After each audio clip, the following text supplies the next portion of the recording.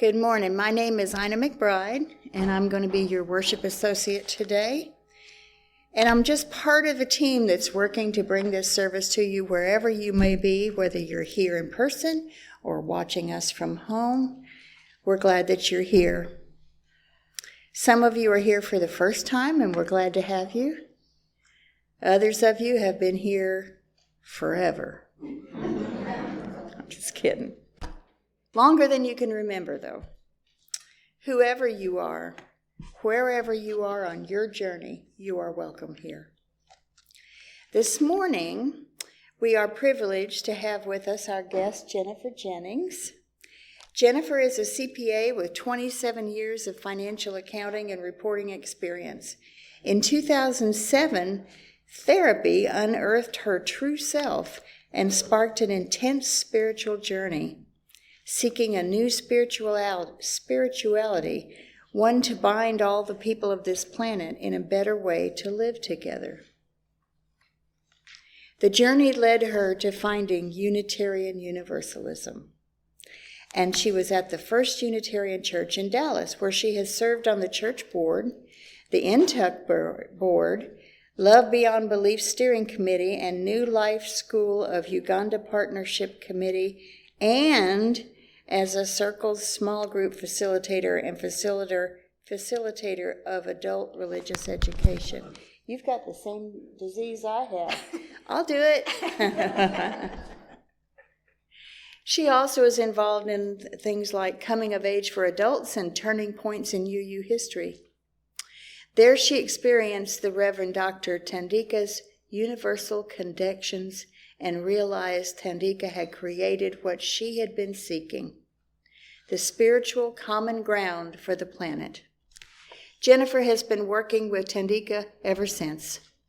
In this capacity, Jennifer serves as Love Beyond Belief's VP of Finance and Operations and as co-director of its programs, Universal Connections, and the Untrolling Project. I know we're all looking forward to hearing her message a little later in the service. Oh, and make sure you come back for church chats today. It's going to be led by Jennifer, and she's got something very special for us. So everybody remember to come back in.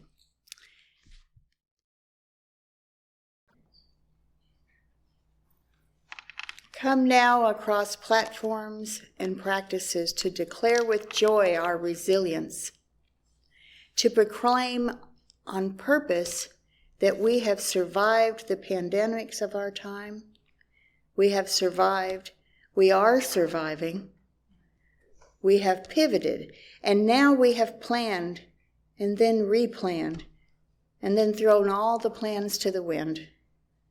In this circle, we say without shame, some days we lost our way.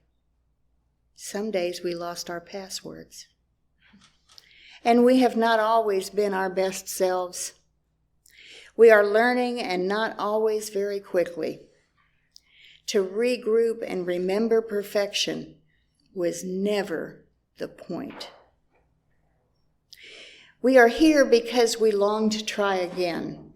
We promise with people to be partners in this long haul of work, of loving and becoming. Even while we grieve also the cost, which is not small, and lingers in our hearts, and turns only sometimes to rage. Here let your body tell the truth. Shake free the stories that live in your skin. Breathe in your beauty and breathe out your burdens. Breathe in our beauty and breathe out our burdens. Be here with it all, with all of us, in the freedom of this new day. The storm is passing over. The sun is breaking through. This new day dawns for all of us. Come, let us worship together. Our chalice lighting will be lit this morning by Deanna, Meyler.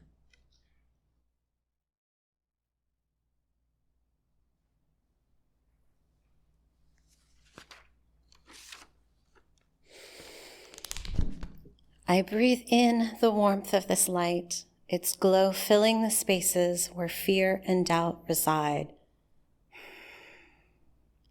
I breathe out the tension I carry. I release what no longer serves me. I breathe in the strength of our community, a sanctuary of diverse voices and shared purpose. I breathe out the urge to go it alone. I embrace the power of togetherness. I breathe in the courage to speak truth, even when it trembles on my lips. I breathe out the silence that holds me back. I make space for honesty and justice.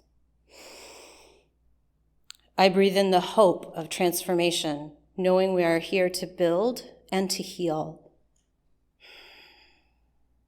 I breathe out despair, trusting that change is born in small acts of love.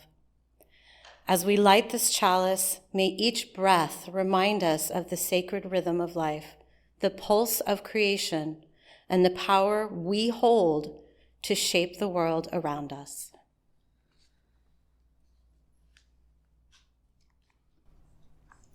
Each UU congregation creates its own covenant.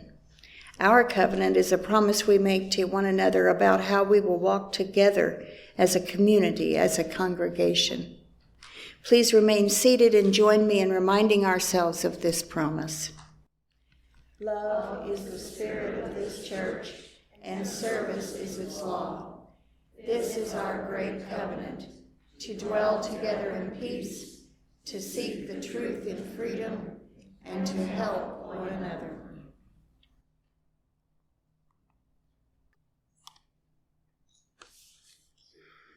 Let there be light. Let the light of joy, the light of happiness, and the light of contentment, may it illuminate our paths and fill our lives with peace. And let there be dark. For it is from our dark places that we are brought forward, tried and tested, and impelled toward growth. It's in these places that we realize compassion and learn to love, and there was a day, and there was night, and there was joy, and there was sorrow, and it was all good. In U.S. Surgeon General Vivek Murthy's advisory report on our epidemic of loneliness and isolation, he warned that our nation will continue to splinter and divide if America fails to address its social disconnections. And he called for Americans to build a movement to mend the social fabric of our nation. Simultaneously, there is a call for a spiritual revolution as the dogma and exclusivity of current religions feel obsolete in a world that has become so aware of other people and cultures. I believe Unitarian Universalism is uniquely positioned to answer these calls. With its openness, respect for democracy, its affirmation of the interdependent web of life of which we are a part, and its ongoing evolution. As fortified by James Luther Adams' 5 smooth stones of religious liberalism, affirming revelation as continuous, mutual, social, reforming, and hopeful. This evolution is essential because the spiritual revolution requires something that Ralph Waldo Emerson famously called for in his 1838 Divinity School address at Harvard: emotions. And the UUA's Meet the Moment framework, unveiled at this year's General Assembly, seems to finally reach this conclusion as well. The UUA's Meet the Moment videos ask big questions for all of us to consider. But my takeaway is the need to transform fear into love, to meet this moment. And there is a lot of fear to transform. Am I right?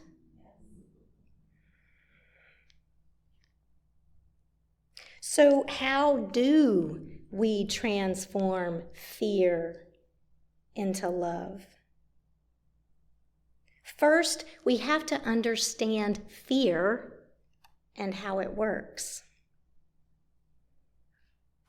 Lucky for us UUs, there is a UU minister who spent more than 2 decades studying the brain science of emotions to figure out the major sources of America's emotional and social distress and how to heal it. When the Reverend Dr. Tondayeka shared her work with me, I gained a new understanding for what was happening in America and to my family.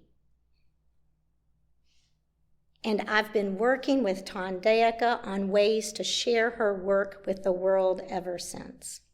And I'm so grateful for the opportunity to share some of it with you today.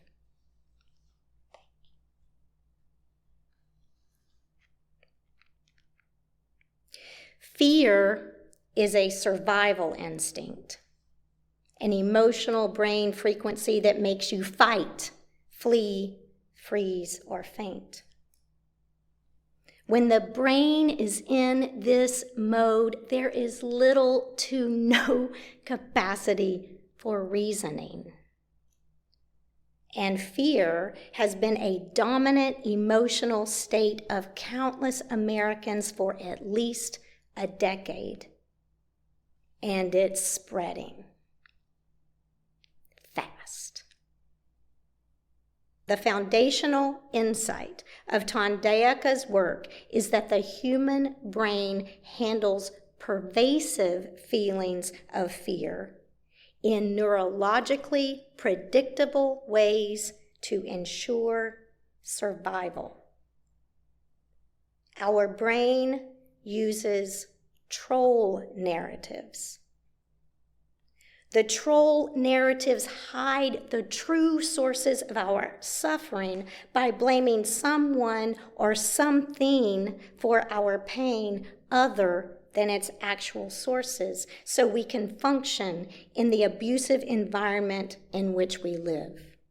In this way, when we are fearful, our brain desires a false culprit, a troll toward which we can direct our survival instinct without compromising the world order in which we live. A vivid case in point would be directing one's fear and rage toward a cabal of lizard people that run the world and drink the blood of babies. Trolling directs our survival instincts toward false targets. Politicians and pundits across the partisan divide use this fear trolling strategy. These false narratives are deeply ingrained in our societal divisions, effectively keeping us and our nation in cycles of misunderstanding and conflict.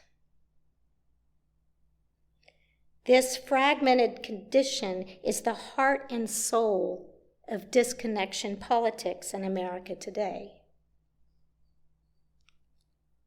Most Americans' survival instincts of fear and rage are continually trolled. The trolling expands our ever-growing divides. The chasm keeps us emotionally isolated and prevents us from working together for our collective interests. This chasm is enormous.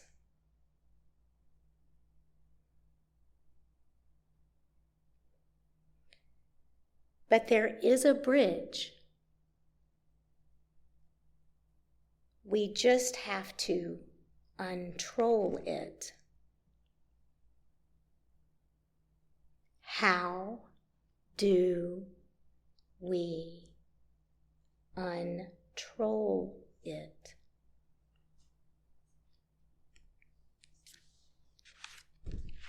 First, we need to understand how trolling works. And then we need a spiritual practice to sustain the disposition of love necessary for untrolling ourselves and others. For this reason, our Love Beyond Belief team created the Untrolling Project. It's an evolutionary emotional intelligence program that starts with a multimedia series available on YouTube called Untrolling America. Untrolling America shows how trolling works and reveals the true sources of our divisions. Episode 1 uses a personal story from Tondayaka's own life to create a relatable understanding of trolls on a micro level and invites viewers to contemplate their own personal troll stories. If we see our own trolls and realize why our brains created them, to protect us, we can gain empathy for ourselves and empathy for others as suffering souls trapped by all of this trolling. This empathy is key to untrolling ourselves and others. Having empathy for the way in which fear makes us humans act as a survival strategy. This empathy leads to love. And dare I say, has the power to lead us into loving our enemies. Ooh, yeah, I went there.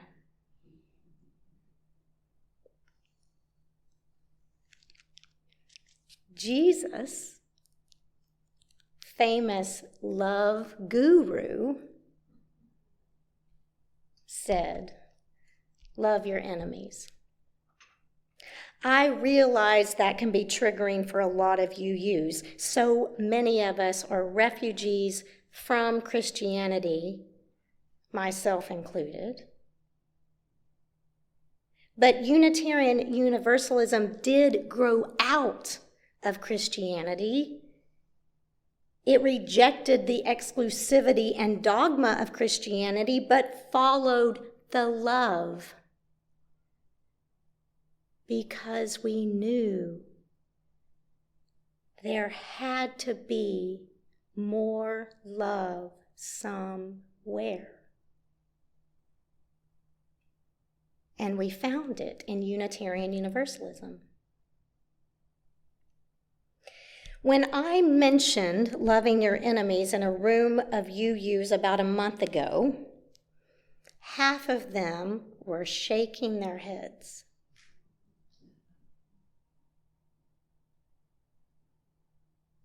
I understand. Our survival instincts have been triggered. We are in fight mode, resistance mode. But this is exactly when Jesus' directive to love your enemies means the most. When the most is at stake. Why? Because enemies can't defend against love. They can defend resistance, especially when fear is involved, because survival instincts on both sides keep us in fight mode. When we're in fight mode, there is no capacity for reasoning. No data, ideas, concepts, or criticism can break through. And especially given our current information silos, no news story is going to change minds. So we're just left with two sides resisting, which is exactly where the powers that be want us. Fighting one another instead of working together for our collective interests. For the sake of our democracy, I appreciate the standoff. I really do. But to move us forward, we need more than a resistance movement. We need a transformative one. Indeed, we need to transform fear into love. We do that by transforming fear with love. Love that starts with empathy. Those UUs I was with a month ago also asked, do we have to love the fascist? Well, Martin Luther King Jr. said, one should not hate the racist individual, but rather hate the systems that victimize and distort the lives of both the oppressor and the oppressed. Untrolling America reveals the survival instincts behind these systems and how they work on both sides to keep us fighting one another. So, do we have to love the fascist? I think we do, if we really want to meet the moment. I think it's our best chance to stop the troll train that's ripping our democracy apart. And I think Untrolling America can provide the necessary first step: empathy. Untrolling America also reveals the relational bridge we're untrolling. The bridge that we can't even see because it's currently so full of trolls. This bridge connects humanity at a deeper and higher level of consciousness than that which divides us. We call this bridge universal connections. As a result of Tondayaka's work in the brain science of emotions, she founded contemporary affect theology, which studies how survival instincts like fear and rage get transformed by the life-affirming feelings of interconnection. Contemporary affect theology differentiates spiritual experiences from religious beliefs and reveals something universal. All humans are inextricably interconnected with all of life and have an innate capacity to experience our interconnectedness, affirming the inherent worth and dignity of every person across partisan and religious divides.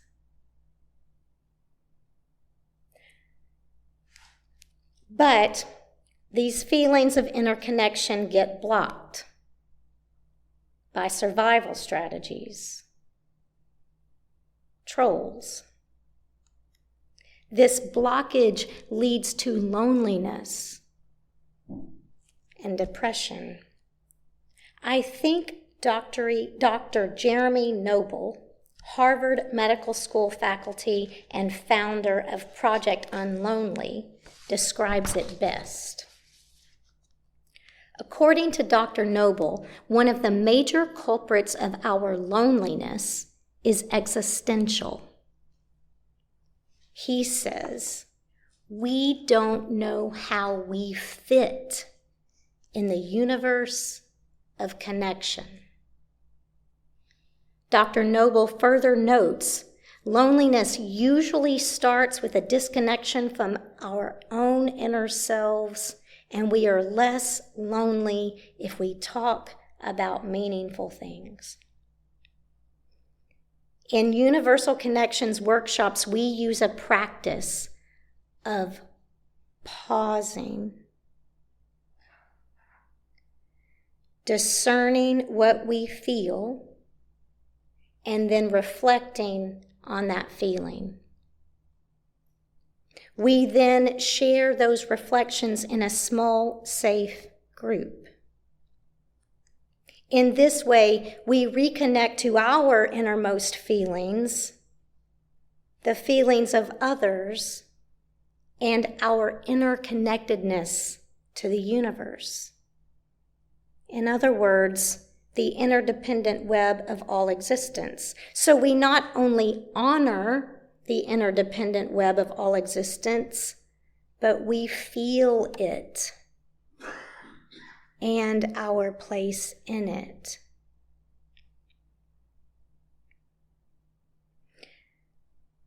But it does take time and practice. Our current way of being in the world is typically a constant movement from one idea to another and full of distractions. We're so busy with our daily activities, and when we do have downtime, we fill it with Netflix or TikTok. Anything to not be present to what we feel. We have to set aside time for emotions. Time to feel them, process them, and share them with one another. We have to create space for this connection to feelings, to others, and the universe. You know, in our society, we typically reserve this privilege for people in rehabilitation programs. Why? Why do we wait until we have drowned our feelings with drugs and alcohol to finally let them come up for air and give them space to breathe? Our epidemic of loneliness, devastating political divides, and vast spiritual crisis share a common problem and solution: emotional care and connection. We need to address the dominant emotional state of fear in America today and create safe spaces to process and share our feelings with one another. When we create safe spaces to share our feelings, emotions are transformed with compassionate understanding rather than trolled. Also, the more we share our feelings in a safe community, the more trust we build. I believe trust in community is the antidote to the fear of not being able to make it on one's own. That fear is a survival strategy that blocks feelings of interconnection and keeps us trapped in a consciousness of separation. Trapped by trolls. We end up fighting trolls instead of working together. Universal connections creates trust. It can move us from the separation consciousness that's been alienating persons from themselves, others, and the natural world to a consciousness of interconnection. The more we pause, discern, reflect, and share, the more connected we feel and the more courage and confidence we gain in the interdependent web of all existence and our place in it. This trust in the interdependent web, this interconnection consciousness will sustain the disposition of love necessary for untrolling America. Pausing, discerning, reflecting, and sharing is the spiritual practice can use to sustain the disposition of love necessary for untrolling ourselves and others. Speaking of others, what I find ironically hopeful for the potential impact of the Untrolling Project is just how many families are divided, how many friendships have been cut off, how many Facebook friends have been blocked, because we know who to attempt reconnection with when we're ready. We know what strands in the interdependent web need attention first. The Untrolling Project can transform UUs into emotional transformers for ourselves, our nation, and the planet. This is how we can truly meet the moment. There is more love out there. Just imagine how much there'd be if we start transforming all this fear into love. Just imagine.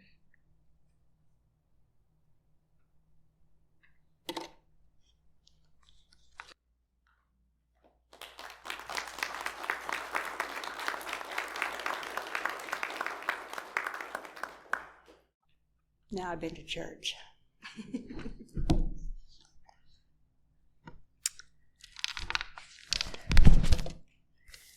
As our time today comes to a close, please join together to recite these words to extinguish our chalice. We extinguish this flame, but not the light of truth, the warmth of community, or the fire of commitment. These we carry in our hearts until we are together again. In the name of all that is holy, may the connections between us inspire and sustain us. May the flame of life within us and amongst us be a sacred reminder that we are all called to serve,